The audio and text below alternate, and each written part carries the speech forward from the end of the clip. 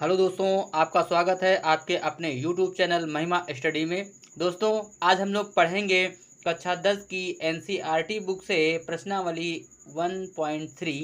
ठीक है दोस्तों, तो इसको पढ़ने से पहले जो दोस्त हमारे चैनल पर नए हैं प्लीज़ जो हमारे चैनल को सब्सक्राइब कर लें तथा बेल आइकन को भी दबा दें। ठीक है दोस्तों, इससे आगे आने वाली वीडियो की नोटिफिकेशन सबसे पहले उन्हीं को मिले। ठीक है दोस्तों, तो चलिए आज हम लोग पढ़ेंगे बोर्ड की दृष्टि से महत्वपूर्ण क्वेश्चन। ठीक है दोस्तों, इसमें से बोर्ड में एक न एक क्वेश्चन अवश्य आएगा। ठीक है दोस्तों, तो इसको ध्यानपूर्वक पढ़ेंगे। ठीक है दोस्तों, तो चलिए हम लोग स्टार्ट करते हैं। क्वेश्चन दे रखा है दोस्तों, सिद्ध कीजिए कि √5 एक अपरिमेय संख्या है। ठीक है दोस्तों, ये हमको दे रखा है कि हमको ये सिद्ध करना है √5 एक अपरिमेय संख्या है। ठीक है दोस्तों, तो चलिए हम इसको सॉल्व करते हैं। तो चलिए दोस्तों, इसको पढ़ने से पहले हम लोग एक प्रमेय दिया गया है आपकी NCERT बुक में, जो है प्रमेय संख्या 1.3। ठीक है दोस्तों, तो चलिए सबसे पहले हम उस प्रमेय को समझ लेते हैं। प्रमेय में कहा गया है कि मान लेते हैं कि P एक क्या है, अभाज्य संख्या है। क्या है दोस्तों? P एक अभाज्य संख्या है। ठीक है दोस्तों, और ए क्या है? ए एक धनात्मक पूर्णांक है। धनात्मक पूर्णांक है। ठीक है दोस्तों, ए एक धनात्मक पूर्णांक है। यानी हम लोग मान ले रहे हैं कि P एक अभाज्य संख्या है और ए एक धनात्मक पूर्णांक है।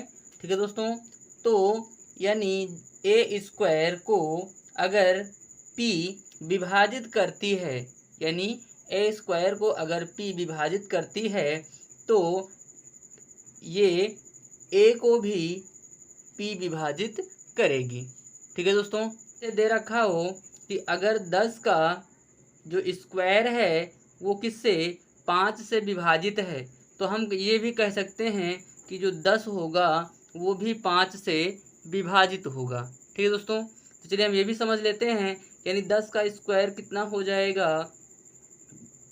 100, और ये 5 से विभाजित हो जाएगा। ठीक है दोस्तों, तो ये जो 10 है ये भी क्या है, 5 से विभाजित हो जाएगा। क्लियर दोस्तों? आई होप आप हमारी बात को समझ पा रहे होंगे। ठीक है दोस्तों, तो चलिए अब हम क्वेश्चन को सॉल्व कर लेते हैं। हमको ये सिद्ध करना है कि √5 एक अपरिमेय संख्या है। ठीक है दोस्तों, तो चलिए हम लोग सबसे पहले मान लेते हैं, यानी अगर हमको परिमेय संख्या सिद्ध करना है तो हम अपरिमेय संख्या मान लेते हैं, और अगर हमको अपरिमेय संख्या सिद्ध करना है तो हम उसको परिमेय संख्या मान लेते हैं। ठीक है दोस्तों, तो इसमें हमको सिद्ध करना है कि √5 एक अपरिमेय संख्या है। तो हम लोग क्या करेंगे, इसमें ये मान लेंगे कि √5 जो है वो एक परिमेय संख्या है। ठीक है दोस्तों, तो चलिए हम लोग मान लेते हैं। यानी हम लोग लिखेंगे कि माना √5 एक क्या है, परिमेय संख्या है। दोस्तों, क्या है? एक परिमेय संख्या है। ठीक है, अब हम लोग क्या करेंगे, यानी जब ये परिमेय संख्या है तो √5 बराबर हो जाएगा a/b। ठीक है दोस्तों, परिमेय संख्या वो संख्याएं होती हैं जिनको हम P/Q के रूप में लिख सकते हैं। ठीक है दोस्तों, तो जब √5 क्या है, एक परिमेय संख्या हमने मान लिया है, तो हम इसको P/Q के रूप में लिख सकते हैं। ठीक है दोस्तों, तो इसीलिए हमने इसको क्या किया है, √5 को a/b के रूप में लिख दिया है। ठीक है दोस्तों, चलिए हम रीजन भी दे रहे हैं कि जहाँ a और b क्या है, एक सहअभाज्य क्या है, सहअभाज्य संख्या है। ठीक है दोस्तों, अब बात आती है सहअभाज्य की। तो सहअभाज्य वो संख्याएं होती हैं जिनका गुणनखंड केवल एक हो। ठीक है दोस्तों, जिनके गुणनखंड केवल एक हो। ठीक है, तो वो होती हैं सहअभाज्य संख्याएं। ठीक है, तो चलिए हमने मान लिया है।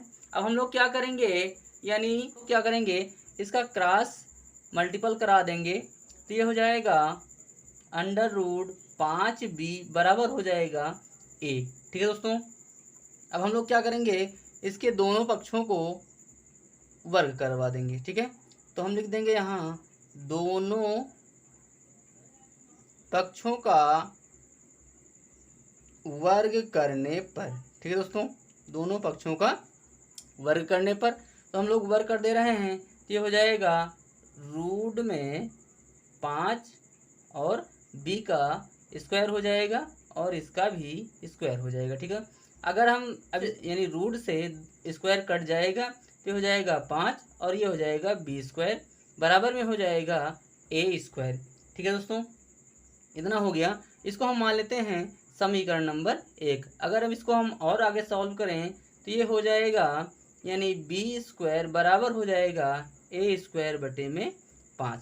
ठीक है दोस्तों, तो हम लोग लिख देंगे यहाँ पर कि अगर या यहाँ पर है a स्क्वायर किसको 5 से क्या है विभाजित है। क्या है दोस्तों, a स्क्वायर 5 से क्या है विभाजित है। ठीक है, विभाजित है, तो हम लिख देंगे कि अतः a भी 5 से क्या होगा विभाजित होगा, a भी 5 से विभाजित होगा। ठीक है दोस्तों, अब इसको हम मान लेते हैं कथन नंबर a। ठीक है दोस्तों, क्या मान लेते हैं कथन नंबर a। क्लियर दोस्तों, अब हम लोग क्या करते हैं, यानी ये a है और इसका एक गुणांक तो 5 होगा ही होगा। ठीक है दोस्तों, एक गुणांक क्या होगा 5 होगा। क्यों, क्योंकि ये दोनों नंबर्स जो हैं वो 5 से कट रहे हैं। ठीक है, यानी 5 से डिवाइड हो रहे हैं, तो इसका एक गुणनखंड तो 5 ही होगा। ठीक है दोस्तों, और इसके साथ हम कोई भी नंबर्स मान लेते हैं। ठीक है, अब कोई भी नंबर्स मानने के बाद हम क्या करेंगे, इस a का मान यानी a का मान समीकरण 1 में रखने पर। ठीक है दोस्तों, अब हम क्या करेंगे, ये जो a का मान आया है 5c उसको हम क्या करेंगे समीकरण नंबर 1 में रख देंगे। ठीक है दोस्तों, तो आपका समीकरण क्या है, 1 मिनट हम दिखा दे रहे हैं। आपका समीकरण है 5b की घात 2 बराबर a की घात 2। ठीक है दोस्तों, ये है आपका समीकरण नंबर 1। अब हम रख देंगे भाई, तो ये हो जाएगा 5b की घात 2 बराबर में a का मान है 5c, तो 5c का हो जाएगा स्क्वायर। ठीक है, तो ये हो जाएगा 5b की घात 2 बराबर 25 और c की घात 2। अब ये इससे कट जाएगा 5 एकम 5 और 25, यानी b स्क्वायर बराबर हो जाएगा 5c स्क्वायर। ठीक है, क्लियर हुआ। अब ये क्या हो जाएगा, यानी ये हो जाएगा c स्क्वायर बराबर b स्क्वायर बटे 5। क्लियर दोस्तों, इतना हो गया। अब इतना होने के बाद में हम लोग क्या करेंगे, b स्क्वायर 5 से क्या है, b स्क्वायर 5 से विभाजित है। क्या है, 5 से विभाजित है, अतः b भी 5 से विभाजित होगी। क्या है, b भी 5 से विभाजित होगी। ये हो जाएगा कथन नंबर b। ठीक है दोस्तों, ये हो जाएगा कथन नंबर b। अब हम लोग क्या करते हैं, कथन a और कथन b से हम लोग लिख देंगे कथन a तथा b से। ठीक है दोस्तों, तो हमने क्या किया है, a और b क्या है, हम लोग लिख देंगे कि a और b का उभयनिष्ठ गुणन खंड 5 है। ठीक है दोस्तों, क्यों 5 है, क्योंकि हमने देखा है ऊपर कि b भी 5 से कट रहा है और a भी 5 से कट रहा है। ठीक है दोस्तों, तो जब a और b दोनों 5 से कट रहे हैं, इसका मतलब है कि जो उभयनिष्ठ इसका गुणांक है वो 5 ही होगा। ठीक है दोस्तों, तो हम लोग लिख देंगे कि इसलिए ए और बी सह अभाज्य गुणनफल नहीं है। तो हम लोग लिख देंगे कि इसलिए ए और बी सह अभाज्य गुणनखंड नहीं है। ठीक है दोस्तों, तो इसलिए अंडर रूट 5 एक क्या है, परिमेय संख्या होगी। परिमेय संख्या, इसलिए अंडर रूट 5 एक परिमेय संख्या नहीं होगी। ठीक है, इसलिए परिमेय संख्या नहीं होगी। अतः अंडर रूट 5 एक अपरिमेय संख्या होगी। ठीक है, क्लियर दोस्तों? आई होप ये क्वेश्चन आप लोगों को समझ में आ गया होगा। ठीक है, चलिए बढ़ते हैं नेक्स्ट क्वेश्चन की ओर। दोस्तों अगला क्वेश्चन दे रखा है कि सिद्ध कीजिए कि 3 + 2 अंडर रूट 5 एक अपरिमेय संख्या है। ठीक है दोस्तों, तो क्वेश्चन सेम वैसा ही है जैसा हम लोगों ने पहले सॉल्व किया है। ठीक है दोस्तों, तो चलिए हम इसको भी देख लेते हैं।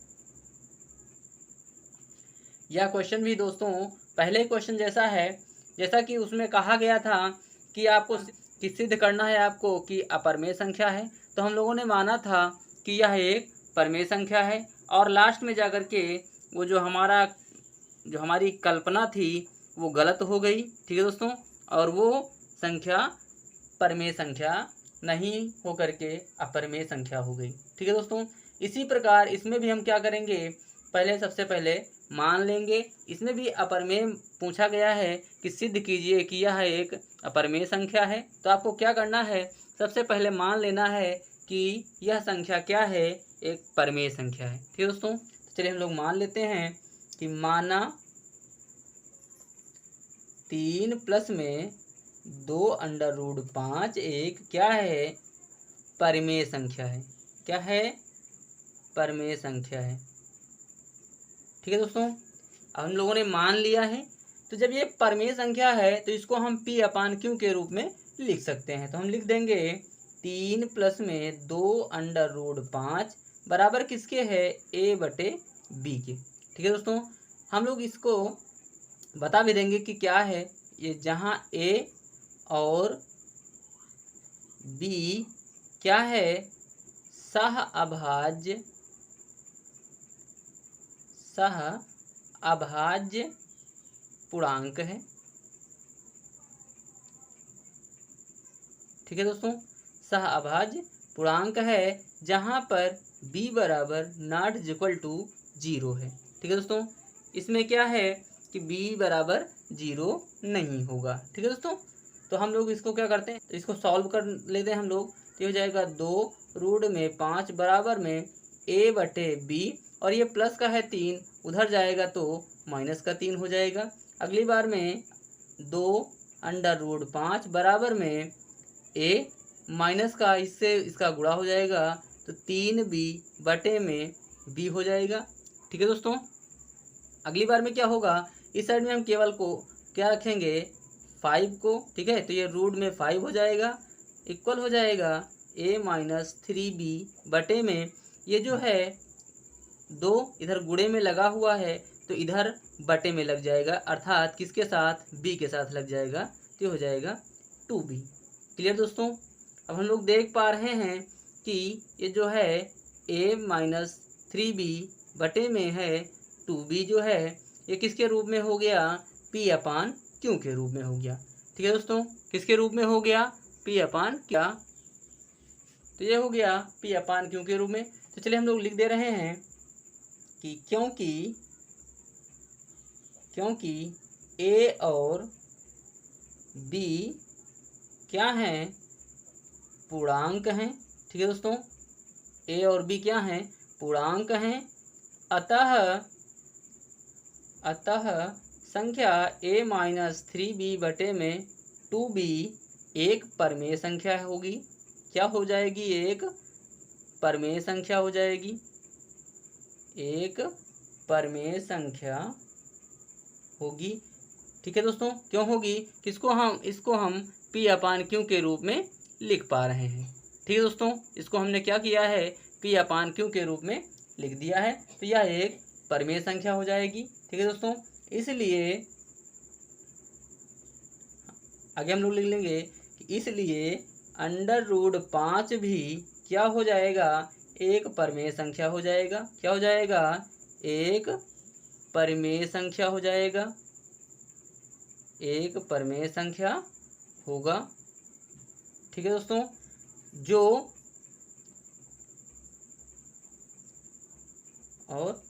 कि क्या है? असत्य है। असत्य है। क्यों? क्योंकि जब ये परमेय संख्या है तो ये इसके बराबर है, तो ये भी परमेय संख्या हो जाएगा। ठीक है दोस्तों, अगर ये इसके बराबर, ये परमेय संख्या है तो इसके बराबर है, तो ये भी परमेय संख्या हो जाएगा। अगर ये बराबर ना होता, अगर ये परमेय संख्या ना होता तो ये इसके क्या होता? बराबर ना होता। ठीक है दोस्तों, बराबर ना होता।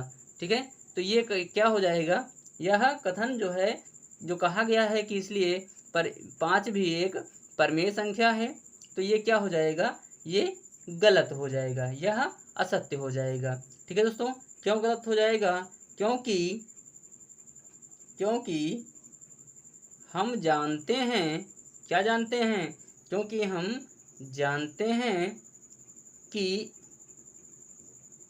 √5 एक अपरमेय संख्या है। कैसी संख्या है? अपरमेय संख्या है। ठीक है दोस्तों, अतः 3 + 2√5 भी एक अपरमेय संख्या होगी। ठीक है दोस्तों, तो आई होप यह क्वेश्चन भी आप लोगों की समझ में आ गया होगा। ठीक है दोस्तों, तो यह वीडियो आप लोगों को कैसा लगा प्लीज़ कमेंट बॉक्स में हमें कमेंट करके ज़रूर बताएं, तथा अपने दोस्तों और मित्रों के साथ इस वीडियो को ज़्यादा से ज़्यादा शेयर करें ताकि इस वीडियो का लाभ उन्हें भी मिल सके। ठीक है दोस्तों, और ये बोर्ड की दृष्टि से बहुत ही महत्वपूर्ण क्वेश्चन है। ठीक है दोस्तों, तो इनको 1, 2, 3 बार रिवीजन अवश्य कर लें। ठीक है दोस्तों, तो चलिए मिलते हैं नेक्स्ट वीडियो में। तब तक के लिए जय हिंद, जय भारत।